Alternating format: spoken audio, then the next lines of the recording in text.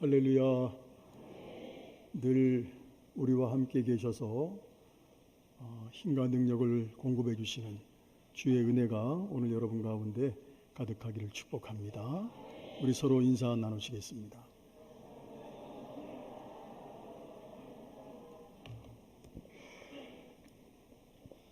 기도의 부흥, 말씀의 부흥, 섬김의 부흥, 선교의 부흥, 진천과 한국과 세계를 예수마을로 만들어가는 교회. 아멘. 여러분, 세상에서 가장 위대한 용기는 어떤 용기라고 생각하십니까? 세상에서 가장 위대한 용기는 불에 뛰어드는 용기가 아닙니다. 나를 인정하는 용기입니다. 내가 부족한 거 인정하고, 때로는 가증함을 인정하고, 때로는 가짜임을 인정하고, 연약함을 인정하는 겁니다. 이게 가장 큰 용기입니다.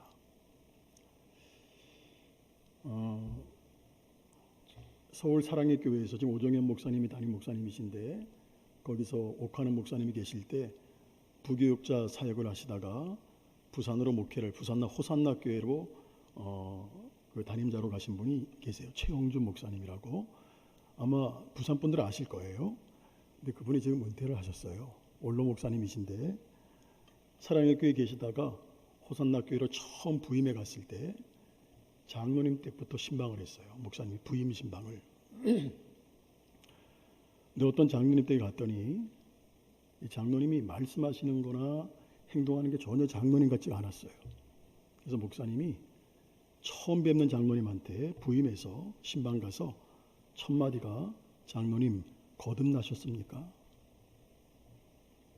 지금 돌아가시면 천국 갈 수 있습니까? 라고 물었습니다. 그랬더니 장로님 대답이, 제가 장로가 된 지 20년 됐는데요, 이렇게 말씀하시더래요. 그건 말고요, 지금 돌아가시면 천국 갈 수 있습니까? 재차 물었습니다, 목사님이. 그랬더니 제가 부산 지역의 장로연합 회장인데요, 이렇게 말씀하시대요. 그건 말고요, 거듭나셨습니까? 지금 돌아가시면 천국 갈 수 있습니까?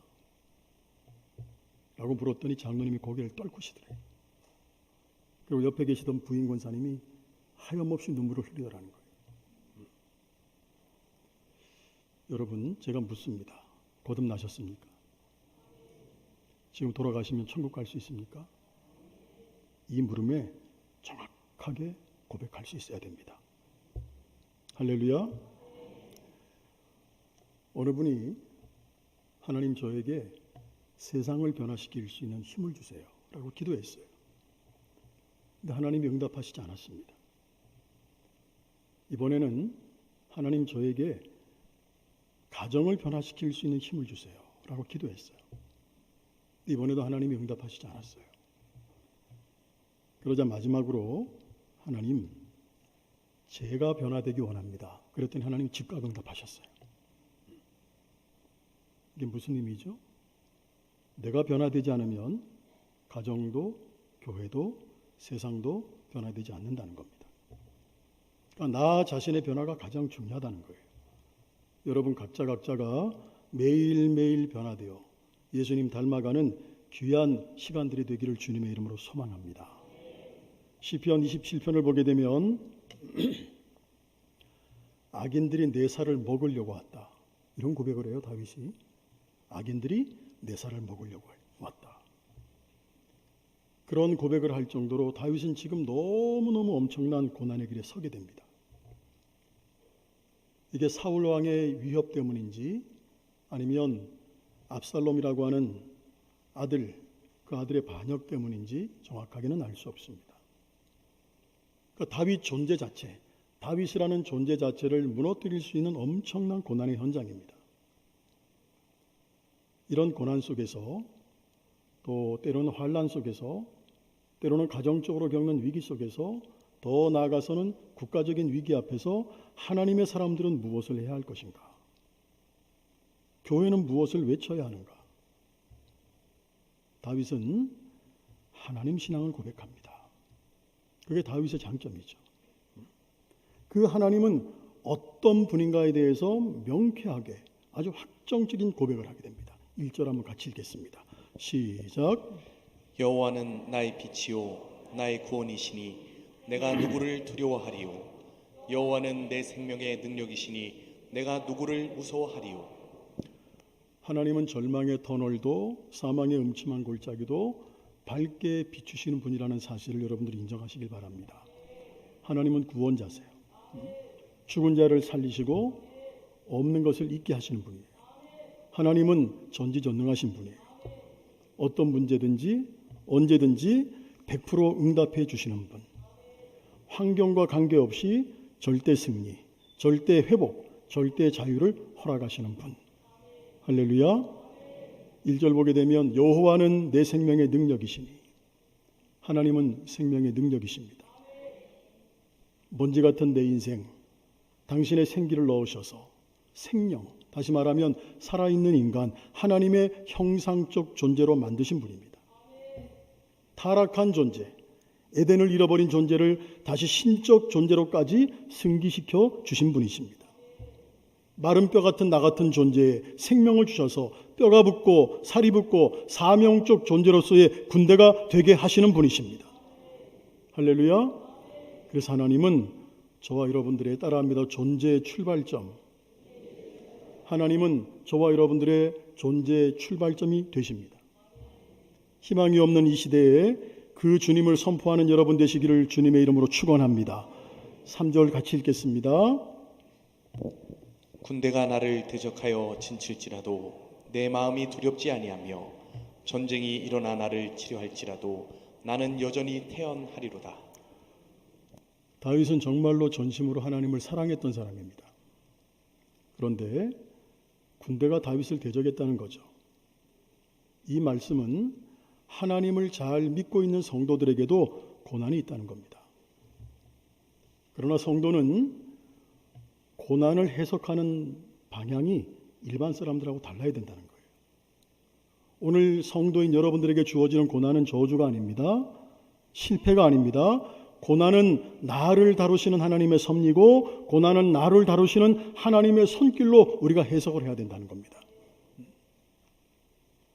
고난을 통해 성도는 보여지는 현실, 지금 내 보여지는 현실은 아픕니다. 힘이 듭니다. 그러나 고난을 통해서 성도는 내 보여지는 현실 너머에 계시는 살아계신 하나님을 바라보게 합니다.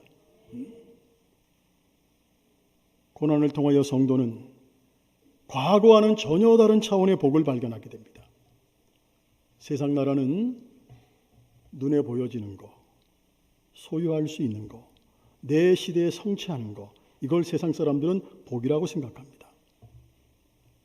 그러나 고난의 터널을 통과하는 성도는 세속의 찌꺼기는 사라지고 순전한 하나님의 형상이 회복되면서 새로운 세계에 대해서 눈을 뜨게 되는 줄로 믿습니다.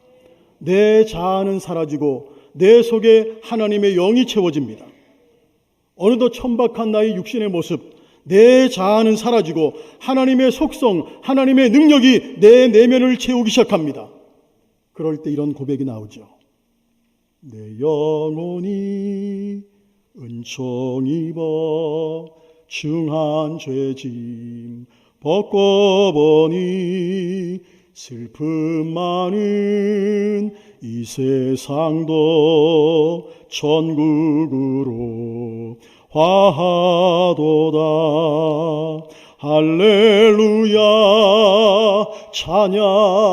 찬양하세. 내 모든 죄 사함받고 누구와 동행하니? 주 예수와 동행하니 그 어디나 하늘나라. 할렐루야. 그래서 성도는 비록 무화과 나무에 열매가 없고 외양간에 소가 없고 양이 없어도 슬퍼하지 않습니다. 마음의 평안을 누립니다. 오늘 본문의 다윗이 그랬습니다. 3절 끝부분에 나는 여전히 태연하리라. 내 삶이 힘듭니다. 포기하고 싶은 상황이 끝없이 내 삶 속에 이어집니다. 그럼에도 불구하고 나는 여전히 주님 안에서 태어나리라. 눈에 보여지는 내 삶의 현실은 아픔입니다. 죽음의 세력입니다. 내 삶의 현실을 보면 생사를 지키는 고통입니다. 소용돌이치는 핍박이 있고 가난이 있고 실패가 있고 물질적인 고통이 있고 절망이 있고 생각만 해도 치가 떨리는 현실입니다. 두려워해야 됩니다. 그러나 주님 때문에 태어나리라. 환경이 나에게 아무런 영향을 미치지 못하리라. 이게 바울이요 다윗의 신앙입니다. 이유 없이 감옥에 갇히고 매를 맞고 죽음의 위기 속에 있습니다. 그러나 그것이 그들의 삶에 영향을 미치지 못합니다. 내일이면 또 툭툭 털고 일어나서 낯선 땅을 향했던 그들에게 삶과 죽음의 문제는 무의미합니다. 사나 죽으나 그들 속에 채워진 살아계신 아버지 하나님, 너무나 크고 놀라운 복음의 능력, 그들의 삶을 통째로 삼켜버린 엄청난 사랑의 실체, 주님, 고난과 핍박은 나의 보물입니다. 그렇게 고백하며 고난의 현실을 향해서 걷고 또 걸었던 신앙의 선배들, 고난 때문에 울면서 하나님을 바라보기 시작했는데 어느덧 그분이 내 안에 들어와 계십니다. 그리고 고난의 한복판에 있는 나는 사라지고 이제 그분이 나를 주장하시고 통치하시고 내 속에 충만하십니다. 고통이 사라진 것이 아닙니다. 고통은 여전히 내 삶 속에 있습니다. 그런데 기도하다 보니까, 묵상하다 보니까 하나님의 은혜가, 내가 겪고 있는 아픔보다 고통보다 하나님의 은혜가 너무너무 크기 때문에 고난이 문제가 되지 않습니다. 여전히 내 가정, 내 사업에 풍랑이 넘실대고 있습니다. 그런데 풍랑이 문제가 되지 않습니다. 외양간에 소가 있든 없든 그것이 문제가 되지 않습니다. 해결된 것도 아닌데 여전히 남아있는데 태어납니다. 여러분, 여기에 성도의 본질이 있다는 사실을 믿을 수 있기를 소망합니다. 그래서 하나님의 사람은 따라합니다. 은혜가 너무 크기에. 이렇게 현찮으세요? 은혜가 너무 크기에. 여러분 지금까지 살아오신 것이 하나님의 은혜 아니에요? 내 삶의 현실은 아파요. 고통스러워요. 힘들어요. 그러나 그것보다 하나님의 은혜가 너무 크기에 현실과는 전혀 상관없이 주님을 찬양합니다. 하나님 한 분이면 족합니다. 이런 고백을 하며 그분의 위대하심 앞에 서게 됩니다. 우리 4절 한번 읽겠습니다. 내가 여호와께 바라는 한 가지 일, 그것을 구하리니 곧 내가 내 평생에 여호와의 집에 살면서 여호와의 아름다움을 바라보며 그의 성전에서 사모하는 그것이라. 현실은 여전히 고난의 연속이에요. 그리고 그 고난 때문에 주님 앞에 섰습니다. 그런데 이제 고난은 보이지 않고 주님만 보이는 인생. 세상과 나는 간 곳 없고 구속한 주만 보이도다. 오늘 여러분들의 삶에 그런 고백들이 넘쳐났으면 좋겠습니다. 여기서 다윗은 기막힌 고백을 합니다. 주님, 저에게 한 가지 소원이 있습니다. 주님 전에서 오직 한 가지, 하나님의 아름다움을 바라보며 사는 것입니다. 주님의 임재 속에 사는 것입니다. 분분초초 내 삶, 내 호흡 마디마디 농도짓게 주님의 임재의 삶을 살기를 원합니다. 왕이었습니다. 할 일이 너무나 많습니다. 환란의 시대에 권력과 정치와 정책에 집중해야 될 일이 너무나 많습니다. 그런데 모든 건 내려놓고 오직 오늘도 살아계시는 왕 되신 하나님, 역사의 주인 되신 그분의 현존 앞에 다윗은 머물기를 원했다는 겁니다. 어떻게 하면 내 생애 동안 하나님을 더 많이 사랑하고 더 많이 생각할 수 있을까? 여러분, 그런 고민하세요? 하루 24시간 살면서 오늘 하루 동안 내가 하나님을 얼마나 더 사랑하고 얼마나 더 많이 생각할 수 있을까? 그런 생각들 해보세요. 어떻게 하면 내 삶, 하나님만의 친구가 되어서 그분의 사랑 속에 내가 좀 깊이 잠길 수 있을까? 어떻게 하면 신음하는 이 땅에 자유와 희망과 치유를 선포하고 기쁨과 용서, 사랑과 섬김이 가득한 예수님의 나라를 이 땅에 건설할 수 있을까? 이게 다윗의 유일한 관심이었고 고백이었습니다. 그게 또한 바울의 관심이고 고백이에요. 지금 시대가 얼마나 바빠요. 바쁨의 시대, 빠름의 시대. 그래서 우리가 대화할 때, 저도 뭐 자주 그런 얘기하지만 대화할 때 보게 되면 바쁘다는 얘기를 입에 달고 사는 것 같아요. 현대인들은.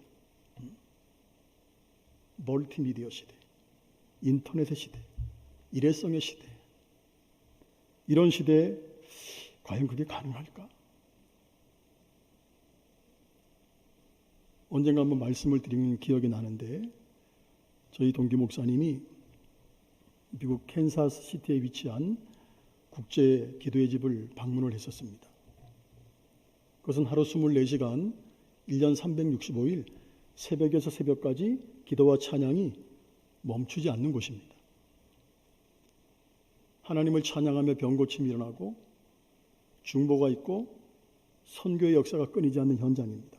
그래서 나는 사라지고 오직 성령님의 일하심만이, 그리고 그분의 주권만이 강력하게 경험되어지는 현장이라고 합니다. 저는 우리 진천교회 예배 현장이 그런 현장 되기를 주님의 이름으로 축원합니다. 손에는 성경, 입에는 찬양, 무릎에는 기도를 실은 채 주님이 원하신다면 생명까지 드리겠습니다. 고백하는 공동체라고 합니다. 전체가 12개 예배팀이 있는데 2시간씩 번갈아 가면서 찬양이들 합니다. 그러니까 24시간 찬양을 하는 거죠. 기도와 찬양이 끊이지 않는 거예요. 한 사람 한 사람 자기 자아도 세속의 번민도 다 사라져버리고 예배드리는 시간 내내 오직 주님만 생각하고 오직 성령께 매여서 성령님의 강력한 역사만이 나타나는 현장. 그래서 동기 목사님이 예배드리는 가운데 성령님이 자신을 터치하시고 자신은 성령님 앞에서 막 춤추고 노래하는 천사가 되어가는 듯한 그런 느낌을 받았다 그래요. 찬양하는 순간 나는 사라지고 주님 안에서 진정한 자유, 회복이 나타나는 은혜를 경험했다는 겁니다. 저는 그 이야기를 들으면서 이게 우리 시대에도, 이렇게 빠른 시대에도, 바쁘다는 시대에도 가능하구나. 분분초초 하나님의 임재의 삶이 가능하구나. 여기에 교회의 존재 이유가 있구나 하는 것을 깨달았어요. 본문의 이스라엘은 국가 자체가 고난의 연속입니다. 전쟁의 연속입니다. 경제적인 어려움의 연속입니다. 그런 고난의 한복판에서 자기 홀로 생존하기도 힘든데 성전을 짓습니다. 그리고 말하는 고백이 이것입니다. 하나님, 여기에서 오직 한 가지 하나님만 예배하고 찬양하겠습니다. 만일 우리에게 또다시 전염병이나 전쟁이 있게 될지라도 이 성전에서 다시 기도하겠습니다. 이 성전은 환난의 시대에 기도하라고 주신 신앙의 터전인 줄로 믿습니다. 이제 이곳에서 다시 기도를 하겠습니다. 너무 멋지지 않습니까? 이게 다윗의 고백입니다.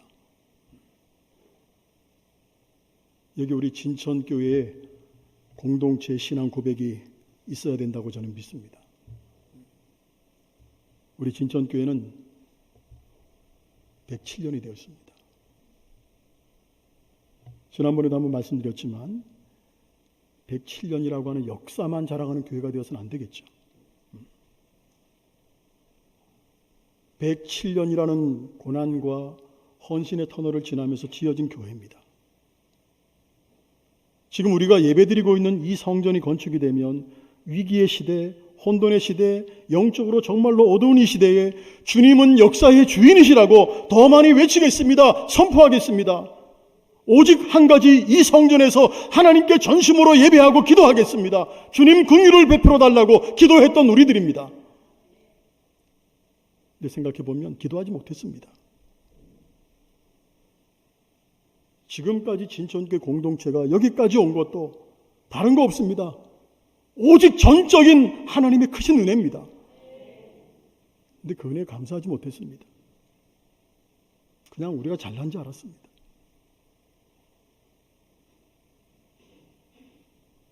우리 진천교회 공동체는 다시 일어나야 됩니다. 하나님, 어지러운 이 시대에 믿음을 지키게 하시고, 할렐루야, 겉은 화려하지만 내면은 공허하고 울고 있는 이 시대에 따라합니다. 예수님만이 희망이시고, 예수님만이 구원자이시고, 예수님만이 생명이시고, 이 사실을 선포하게 하옵소서. 진천교회 공동체를, 진천과 한국과 세계를 예수 마을로 만들어 나가는 일에 도구로 사용하시고 오직 하나님께 기도하는 교회가 되게 하옵소서. 우리 교회가 존재하는 이유가 거기 있는 겁니다. 환난의 시대가 온다 할지라도 예수 믿는 것 때문에 칼을 들이대고 감옥에 들어가고 고난의 역사가 펼쳐져도 하나님은 살아계십니다. 외치며 기도하라는 겁니다. 할렐루야. 위기의 시대 진천교회 공동체가 걸어갈 길이 여기 있습니다. 자, 본문 5절 6절 우리 한번 읽겠습니다. 여호와께서 환난 날에 나를 그의 총막 속에 비밀히 지키시고 그의 장막 은밀한 곳에 나를 숨기시며 높은 바위 위에 두시리로다. 이제 내 머리가 나를 둘러싼 내 원수 위에 들리리니 내가 그의 장막에서 즐거운 제사를 드리겠고 노래하며 여호와를 찬송하리로다. 고난의 연속입니다.